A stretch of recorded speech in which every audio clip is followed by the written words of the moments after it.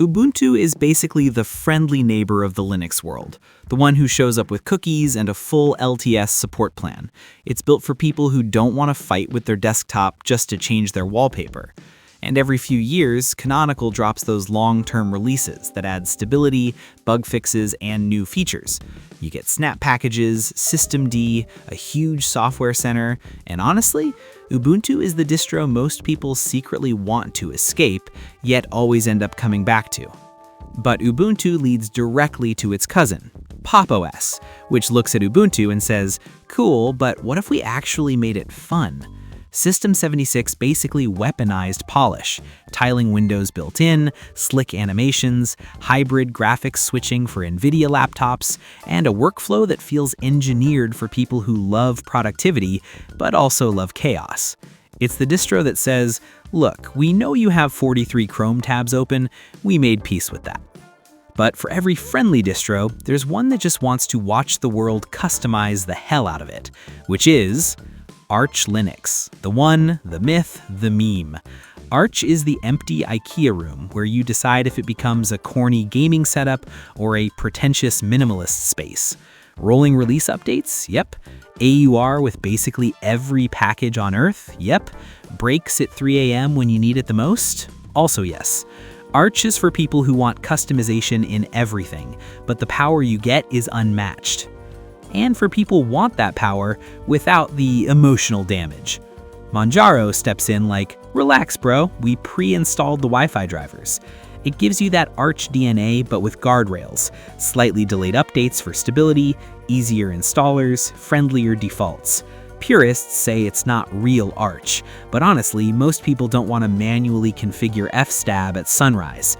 Manjaro gives you the Arch experience without the headaches. Meanwhile, some folks don't want bleeding-edge fancy features or customization. They want something so stable that it will outlive them. Enter Debian. This is basically the grandparent of half the Linux ecosystem. It values stability over everything. Packages might be a little older, okay, sometimes downright ancient, but they're tested like crazy. Servers love Debian. System admins love Debian. Debian is the if it ain't broke, don't fix it distro. And ironically, that philosophy birthed something way cooler, Kali Linux, the Hollywood hacker distro, except it's not meant for your daily life. Kali is a toolbox for penetration testers, ethical hackers, security researchers. It has pre-installed tools that most distros can't even mention without sweating. But it's not for watching YouTube or gaming. Still, its brand is huge. Even non-tech people know Kali. But what if you want privacy but don't want to feel like you're in a bunker? Tails is the one-way ticket to anonymity. Everything runs off RAM, nothing gets stored permanently, and all traffic is routed through Tor. It's used by journalists, whistleblowers, and overly paranoid friends who put tape on every webcam in the house, because that's also something Zuck does. Tails isn't a daily driver, but when you need max privacy with minimal trace, few distros come close. Although speaking of daily drivers, Fedora is that distro everyone pretends they've used, but only a few actually commit to.